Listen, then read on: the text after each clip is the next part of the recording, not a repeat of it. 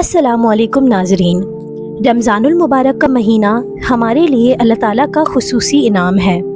ये सबसे मुक़द्दस और इबादत करने वाला महीना माना जाता है। इस महीने में कुरान करीम का नुज़ूल हुआ। ये महीना ख़ास रहमतों, बरकतों, रिज़्क़ की फ़राख़ी, एक दूसरे की खैर ख्वाही, जन्नत में दाखिल होने के लिए और जहन्नुम से निजात हासिल करने का महीना है। जैसा कि रमज़ानुल मुबारक शुरू हो चुका था, रमज़ान के महीने को देखते हुए जब मैंने रिसर्च करना शुरू की तो मुझे सबसे ट्रेंडिंग टॉपिक पर वीडियोस की भरमार नज़र आई, जिन सबका एक ही हदीस से तांता जुड़ा हुआ था। इस हदीस को हमारे आकाए दो जहां रसूल अकरम सल्लल्लाहु अलैहि वसल्लम की तरफ मंसूब करते हुए कहा जाता है, एक साल ऐसा आएगा जिसमें ओले बरसेंगे और ज़लज़ले कसरत से आएंगे। इस साल रमज़ानुल मुबारक का पहला और 15वां रोज़ा जुम्मे का दिन होगा और 15वीं रात को एक खौफनाक आवाज़ सुनाई देगी। तो इस जुम्मे की फजर की नमाज़ पढ़कर अपने अपने घरों में दाखिल हो जाओ और चादर ओढ़ लो। फिर चीखने की आवाज़ सुनाई दे तो अल्लाह को सजदा करके तस्बीह पढ़ो। जो ऐसा करेगा वो निजात पाएगा, जो ना करेगा वो हलाक होगा। ये हदीस बिल्कुल मनगढ़ंत मालूम होती है और ना ही इसका कोई रेफरेंस मौजूद है। इस हदीस को क़यामत की निशानियों से मिलाकर मुख्तलिफ चैनल्स सिर्फ व्यूज़ की खातिर ना तहकीक करते हैं और ना ही कोई हवाला बयान करते हैं। दरअसल ये हदीस खुद से बनाई गई है। ट्रेंडिंग टॉपिक्स को देखते हुए पहले मैं भी इस हदीस को सच समझने लगी, मगर कोई भी वीडियो बनाने से पहले मैं बाकायदा तहकीक को ज़ोर देती हूँ।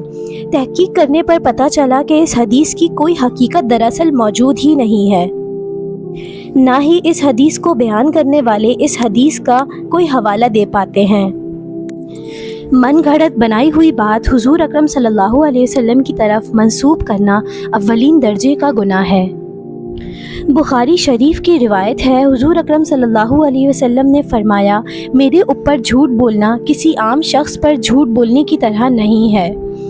जो शख्स जानबूझकर मेरी जानिब झूठी बात मंसूब करे तो इसको चाहिए कि अपना ठिकाना जहन्नुम बना ले। अब अगर बात क़यामत की जाए तो सहल बिन साद रज़ियल्लाहु ताला अन्हु से रिवायत है, हुजूर अकरम सल्लल्लाहु अलैहि वसल्लम ने अपनी दोनों उंगलियों शहादत और बीच की उंगली के इशारे से बताया कि मैं और क़यामत इतने नज़दीक भेजे गए हैं। क़यामत की अलामात सुग़रा, जिनके बारे में हुजूर अकरम सल्लल्लाहु अलैहि वसल्लम ने आगाह किया है, जो बताई गई हैं, जो तकरीबन आजकल पूरी हो रही हैं, जिनमें औलाद का नाफरमान होना, ज़िनाकारी और बदकारी का आम होना, लोगों का बड़ी बड़ी इमारतें बनाना, नाअहल लोग अमीर व हाकिम होना, गाना बजाना आम होना, शर्म हया ख़त्म हो जाना, मस्जिदों का खूबसूरत हो जाना मगर लोगों के दिलों में इबादत से खाली जगह होना। आप सल्लल्लाहु अलैहि वसल्लम ने मज़ीद फरमाया, क़यामत की निशानियों में से एक निशानी ये है कि हम जिन्स परस्ती का दौर होगा और ज़िना की कसरत होगी। आजकल इस तरीके की अलामात सुग़रा हम अपने आस पास आराम से देख सकते हैं। अलामात कुबरा यानी कि बड़ी निशानियों के बारे में हुज़ैफ़ा बिन असद गफ़ारी रज़ियल्लाहु ताला अन्हु बयान करते हैं कि नबी करीम सल्लल्लाहु अलैहि वसल्लम ने फरमाया, क़यामत उस वक्त तक कायम नहीं होगी जब तक तुम 10 अलामातें ना देख लो। फिर आपने दखान यानी धुआं, दज्जाल का खुरूज होना, दाबतुल अर्ज़ का निकलना, सूरज का मगरिब से तुलू होना, ईसा बिन मरियम का आना, याजूज माजूज का निकलना, 3 बार ज़मीन का धंसना और आग का निकलना जो यमन से निकलेगी और लोगों को महशर की तरफ ले जाएगी।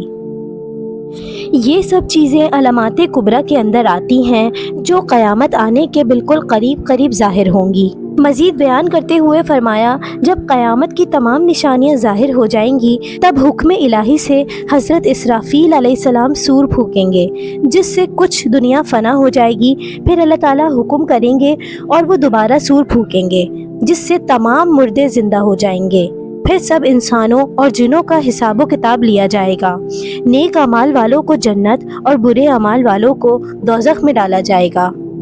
दरअसल आजकल दुनिया के ज़्यादा लोग तहकीक करना ज़रूरी नहीं समझते और आम आवाम को जो दिखाया जाए वो देख लेते हैं। आम आवाम को दीन के नाम पर कुछ भी बोल देना आजकल आम हो चुका है।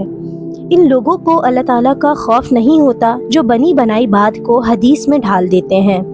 ایک روایت میں ہے کہ حضرت انس رضی اللہ تعالیٰ عنہ سے روایت ہے کہ آپ صلی اللہ علیہ وسلم نے فرمایا، تمہارے سامنے کثرت سے احادیث بیان کرنے سے مجھے یہ بات روکتی ہے کہ حضور اکرم صلی اللہ علیہ وسلم کا فرمان ہے، جس نے جان بوجھ کر میری طرف جھوٹ منسوب کیا تو اسے چاہیے کہ وہ اپنا ٹھکانہ جہنم کو بنا لے۔